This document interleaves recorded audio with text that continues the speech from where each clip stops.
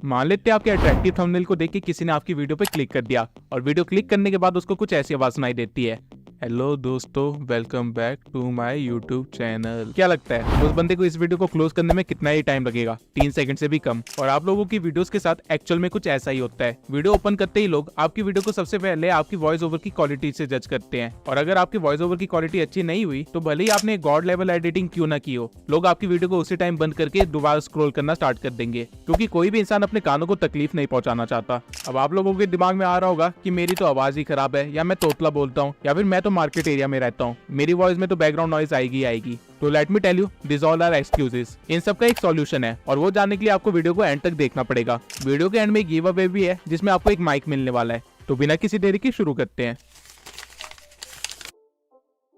अब हम लोगों के पास एक प्रोफेशनल स्टूडियो तो है नहीं जहां हम जाके अपनी वॉइस को रिकॉर्ड कर सके, इसलिए हमारी वॉइस में कई बार एको भी आता है, कई बार बैकग्राउंड नॉइज भी होता है। लेकिन इन दोनों चीजों को एलिमिनेट किया जा सकता है। एको बेसिकली तब आती है जब आपके रूम में काफी ज्यादा खाली स्पेस हो जहाँ पे आपकी आवाज टकरा के रिफ्लेक्ट बैक होती है, जिसकी वजह से आपकी आवाज कुछ इस तरह की हो जाती है।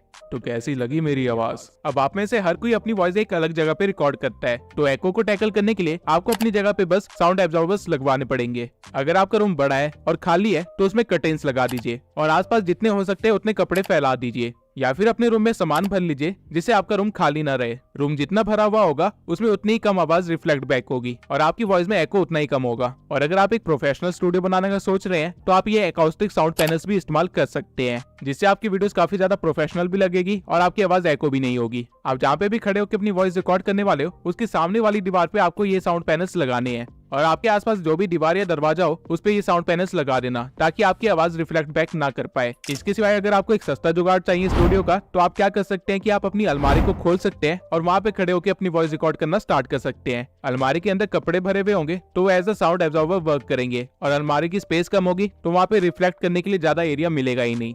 अब आवाज से एको रिमूव करने के बाद एक प्रॉब्लम जो आप सबसे ज्यादा फेस करोगे वो है बैकग्राउंड नॉइज। अब बैकग्राउंड नॉइज एक ऐसा फैक्टर है जो कि हमारे कंट्रोल में नहीं है, और अगर आप मेरी तरह एक मार्केट प्लेस में रहते हो तो आपके लिए एक नाइटमेयर से कम नहीं होगा। लेकिन ऑब्वियसली हम इसकी वजह से अपनी वीडियो की क्वालिटी कम तो नहीं होने देंगे। तो आपको करना क्या है, आपको ट्राई करना है कि जितना हो सके उतना आप बैकग्राउंड नॉइज को ब्लॉक कर सके। आप जिस भी रूम में रिकॉर्डिंग करते हैं आपको उस रूम के सारे खिड़की दरवाजे बंद कर देने हैं, और खिड़की दरवाजों पे आपको कर्टेन्स लगा देने हैं। और इसके सिवाय जो दूसरा तरीका है वो ये है कि आप अपनी वॉइस को या तो लेट नाइट को रिकॉर्ड करो या फिर अर्ली मॉर्निंग को रिकॉर्ड करो, क्योंकि इस टाइम पे मैक्सिमम लोग सो रहे होंगे और मार्केट में भी ज्यादा नॉइज नहीं होती है, तो आपकी वॉइस काफी ज्यादा क्लियर भी आएगी। बट आई नो ये सारे तरीके फॉलो करने के बाद भी आपकी वॉइस में कुछ ना कुछ बैकग्राउंड नॉइज तो रह ही जाएगा, तो उसको हम एडिटिंग के टाइम पे कवर करेंगे।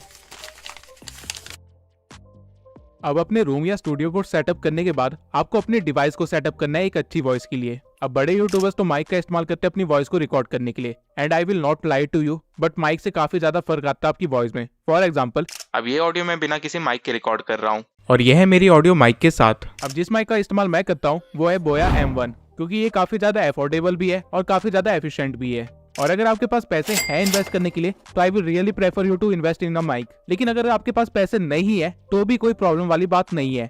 मैंने अपने चैनल की स्टार्टिंग की 5 वीडियोस विदाउट माइक ही रिकॉर्ड की थी, और आप जाके उसकी वॉइस क्वालिटी देख सकते हैं। उस टाइम पे मैं अपनी वॉइस रिकॉर्ड करने के लिए एक एप्लीकेशन का इस्तेमाल करता था जिसका नाम है DAC-Force 2। अब आप जिस भी डिवाइस से अपनी ऑडियो रिकॉर्ड कर रहे हैं आपको उस डिवाइस को एक स्टेबल जगह पे रखना है, क्योंकि अगर आप उसको एक स्टेबल जगह पे नहीं रखेंगे तो आपकी ऑडियो के साथ कुछ ऐसा होगा। जब आप अपने फोन से आवाज रिकॉर्ड करते हैं तो आपने अपने फोन को हाथ में पकड़ा हुआ होता है, जिसकी पोजीशन हर एक ब्रेक के बाद चेंज होती रहती है, और ये चीज आपके वॉइस में साफ पता चलती है, शोइंग अनप्रोफेशनलिज्म। तो बेटर होगा आप अपने फोन को टिल्ट करके एक शेल्फ पे या फिर एक टेबल पे रख दीजिए, जिससे आपकी वॉइस में लेवल का फर्क नहीं आएगा। लेकिन स्टिल इसके बाद भी एक प्रॉब्लम जो आप लोग फेस करोगे वो है ये, जस्ट लाइक जैसे आपने मेरी आवाज में अभी एयर को सुना, ठीक वैसे ही आपके वॉइस ओवर में भी काफी ज्यादा फूक की आवाज आती है। तो अब इस चीज से छुटकारा कैसे पाएं? नॉर्मली जब भी आप एस या एफ वाले वर्ड बोल रहे होते हैं तो आपके मुंह से हवा भी निकलती है, जो कि आपका माइक रिकॉर्ड कर लेगा, क्योंकि आप अपने माइक के काफी करीब रह के वॉइस ओवर रिकॉर्ड कर रहे होंगे। तो अब इससे बचने के सिर्फ 2 ही तरीके हैं। पहला, या तो आप अपने फोन को इस तरह टिल्ट करके रखो कि वो डायरेक्टली आपके माउस से आवाज को कैप्चर करने की जगह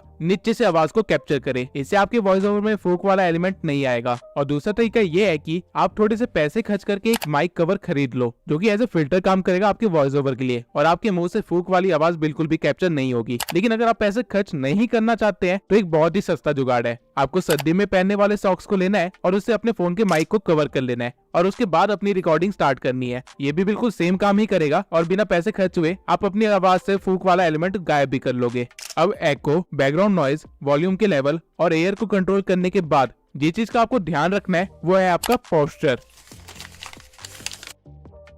अब रूम और अपने डिवाइसेस को सेट करने के बाद आपको उस चीज को सेट करना है जो कि आपका वॉइस जनरेटर है और वो और कोई नहीं, आप खुद ही हो। अब अगर वॉइस आपके गले से जनरेट हो रही है तो ऑब्वियस सी बात है कि वॉइस को सेट करने के लिए आपको खुद को भी सेट करना पड़ेगा। अब मैं ये नहीं कह रहा कि आपको दूल्हे राजा बन के तैयार होना है, बल्कि मैं कह रहा हूँ कि खड़े होकर अपनी वॉइस को रिकॉर्ड कीजिए। अगर आप बैठ के अपनी वॉइस को रिकॉर्ड करते हैं तो आपका शोल्डर एरिया आगे की तरफ टिल्टेड होता है और आपका चेस्ट कंप्रेस्ड होता है, जिसकी वजह से आपकी आवाज दबी दबी सी आती है। वहीं अगर आप खड़े होके अपनी स्पाइन को सीधा रखने के बाद एक लंबी सांस ले और फिर अपनी वॉइस रिकॉर्डिंग स्टार्ट करे तो आपकी वॉइस में काफी ज्यादा फर्क आएगा, क्योंकि आपके शोल्डर सीधे हो चुके होंगे, आपका चेस्ट एरिया इंक्रीज हो चुका होगा और आपकी वॉइस में एक डेप्थ फील होगी। इसके सिवाय अगर आप चाहते हैं कि आपकी वॉइस में ट्रेवल ज्यादा है, यानी आपकी वॉइस ज्यादा क्रिस्पी लगे, तो आपको अपनी वॉइस तब रिकॉर्ड करनी चाहिए जब आप जस्ट सो के उठे ही हो, क्योंकि उस टाइम पे आपकी आवाज काफी ज्यादा डीप होती है और ट्रेवल उसमें काफी ज्यादा होता है। और यही रीजन है कि लड़कियों को स्लीपी वॉइस पसंद आती है। सीक्रेट टिप पे रख लो। इसके सिवाय आप खाना खाने से पहले अपनी वॉइस रिकॉर्ड कर रहे हो या फिर खाना खाने के बाद अपनी वॉइस रिकॉर्ड कर रहे हो, ये भी एक बहुत ही इंपॉर्टेंट फैक्टर है, क्योंकि जब खाना खाने के बाद आप अपनी वॉइस रिकॉर्ड करते हो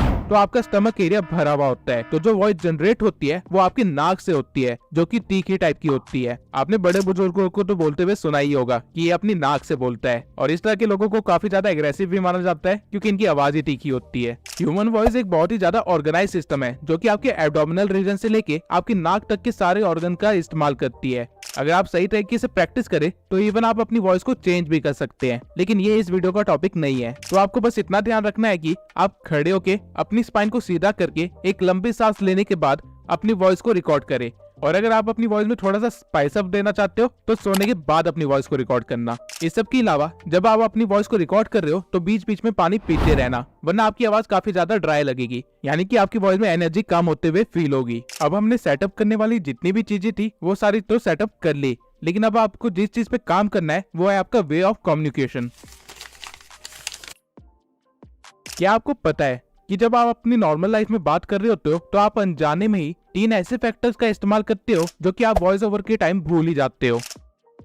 अगर सोचिए मेरी वीडियो कुछ इस तरह की साउंड करती तो क्या आप लोग मेरी वीडियो देखते? ऑब्वियस आंसर है नहीं। आप लोगों को कुछ सेकंड बाद ही नींद आने लग जाती। और वहीं अगर बाय चांस मेरी ऑडियो कुछ इस तरह साउंड करने लग जाए कि बहुत ही तेज हो, तब भी आप मेरी वीडियो को नहीं देखोगे, क्योंकि आपको कुछ समझ ही नहीं आएगा। वॉइस ओवर के दौरान आप लोग नर्वस हो जाने के कारण या तो बहुत तेज बोलने लगते हो या फिर बहुत ही धीरे बोलने लगते हो, जिससे आपकी वॉइस ओवर की क्वालिटी बिल्कुल ही खराब हो जाती है। तो ये चीज को आप सुधार सकते हो अगर आप ये अज्यूम करो कि आप सामने किसी बंदे से बात कर रहे हो। ऐसा करने के बाद आप अपने नॉर्मल पेस में बोलने लग जाओगे। अगर आप अज्यूम कर लेते हो कि आपका माइक एक रियल पर्सन है जिसे आप कुछ समझा रहे हो या फिर जिससे आप बात कर रहे हो, तो आपकी पेस ऑटोमेटिकली ही ठीक हो जाएगी। आपको इस पे ज्यादा मेहनत नहीं करनी पड़ेगी, लेकिन ऑब्वियसली ये चीज आप प्रैक्टिस के बाद ही सीख पाओगे। जब आप अपनी वॉइस ओवर्स को रिकॉर्ड कर रहे होते हो तब आपने किस चीज पे ज्यादा एम्फसाइज किया है, इससे काफी ज्यादा फर्क पड़ता है, क्योंकि वो वर्ड्स या पॉइंट्स ऐसे होते हैं जो कि वीडियो क्लोज करने के बाद भी आपकी ऑडियंस के दिमाग में बैठे रहते हैं।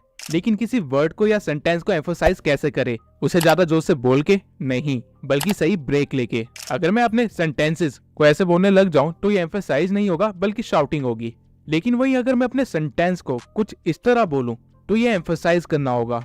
अब जैसा कि आपने नोटिस किया, मैंने अपनी आवाज को ऊंचा नहीं किया बल्कि अपने वर्ड से पहले थोड़ा ब्रेक लिया और अपने वर्ड्स को भी थोड़ा स्ट्रेच कर दिया, जिससे आपके वॉइस ओवर में एक डेप्थ वाली फीलिंग आती है। अब लंबे ब्रेक लेने का मतलब ये नहीं होता कि आप कुछ बोलो और फिर इस तरह से स्टार्ट करो, बल्कि लंबे ब्रेक्स लेने का मतलब ये होता है कि आप कैजुअली वर्ड्स के बीच में जितना गैप रखते हैं उससे थोड़ा सा ज्यादा गैप रखना है। अब ये चीज आप टाइम के साथ प्रैक्टिस करते करते ही सीख पाएंगे।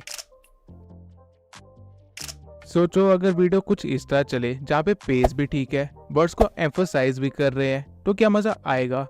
वही सोचो अगर वीडियो को कुछ इस तरह रिकॉर्ड किया जाए जहाँ पे पेस भी ठीक है, वर्ड्स को एम्फसाइज भी किया जा रहा है और थोड़े बहुत इमोशंस भी हैं, तो क्या मजा आएगा?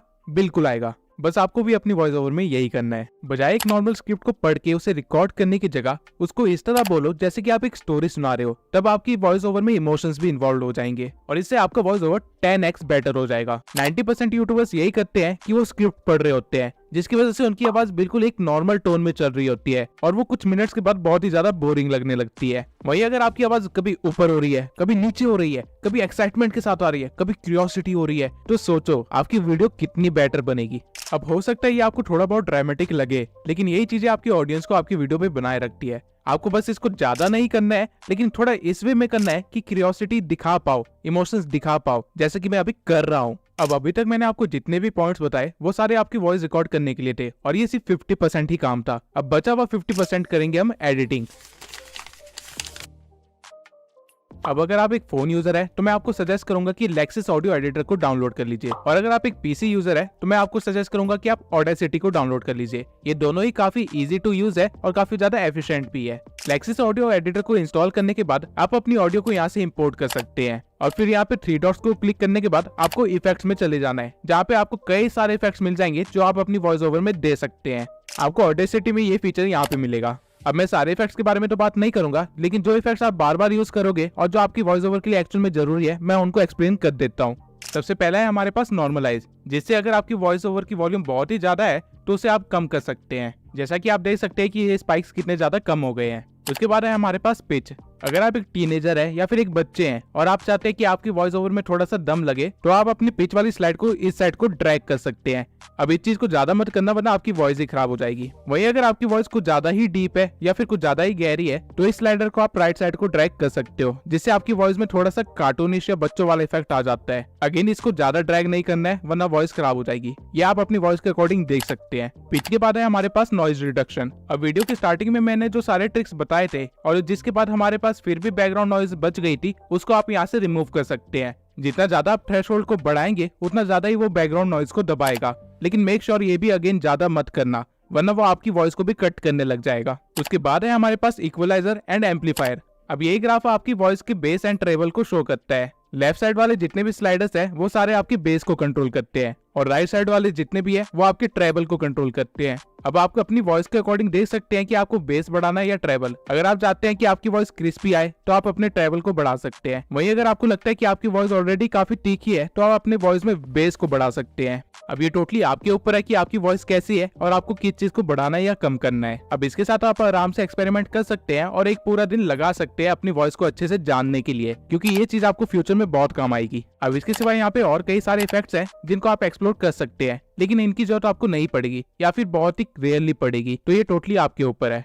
अब अगर आप इन सभी एडिटिंग के झंझट से बचना चाहते हैं और अपनी वॉइस ओवर को डायरेक्टली एक प्रोफेशनल वॉइस ओवर बनाना चाहते हैं, तो आपको बस अपनी वॉइस ओवर को डाउनलोड कर लेना है और उसके बाद आ जाना है एडोबी पॉडकास्ट पे। ये वेबसाइट एक एआई वेबसाइट है जहाँ पे आपकी वॉइस से वो आपके बैकग्राउंड नॉइज को रिमूव कर देता है, आपकी फूक वाली आवाज को रिमूव कर देता है, साथ में आपकी वॉइस में ट्रेबल और बेस को अपने अकॉर्डिंग सेट कर देता है और आपकी आवाज टोटली ऐसे बना देता है जैसे आप किसी पॉडकास्ट में बैठे हो। यहाँ पे अपनी ऑडियो को अपलोड करने के बाद ये थोड़ा सा टाइम लेगा और आपको एक प्रोफेशनल वॉइस ओवर बना के दे देगा। अब हो सकता है कि इस वॉइस ओवर में बेस ज्यादा हो और आपको ज्यादा ट्रेबल चाहिए हो, तो आप वापस से अपने एडिटिंग सॉफ्टवेयर में आके ट्रेबल को बढ़ा सकते हैं और आपकी वॉइस क्रिस्पी बन जाएगी। अब यह है मेरी ऑडियो सारे ट्रिक्स और मेथड्स को इस्तेमाल करने से पहले, और यह है मेरी ऑडियो सारे ट्रिक्स और मेथड को इस्तेमाल करने के बाद जो मैंने ट्यूब सेंसर से सीखे हैं। आई होप ये सारे मेथड इस्तेमाल करने के बाद आपकी वॉइस ओवर इंप्रूव होगी और आपकी वीडियो पे और भी ज्यादा व्यूज आएंगे। लेकिन आपकी मदद करने के लिए मैं आपको एक गिव अवे देना चाहता हूँ। अब गिव अवे अनाउंस करने से पहले मैं पिछले गिव अवे के विनर को अनाउंस करना चाहता हूँ, जिसको एनवांटो एलिमेंट्स का एक्सेस फ्री में मिलने वाला है। तो हमारे पिछले गिव अवे का विनर है ग्रोरिक। मैं ग्रोरिक से रिक्वेस्ट करूंगा कि वो मुझे इंस्टा पे डीएम करे ताकि मैं उनको एनवांटो एलिमेंट्स का सब्सक्रिप्शन दे सकूं। इसके सिवाय इस वीडियो की गिव अवे में मैं आपको बोया M1 माइक फ्री में दूंगा। गिव अवे में पार्टिसिपेट करने के लिए बस आपको एक अच्छा सा कमेंट कर देना है और चैनल को सब्सक्राइब कर देना है, और ठीक इसी तरह मैं अगली वीडियो में विनर को अनाउंस करूंगा।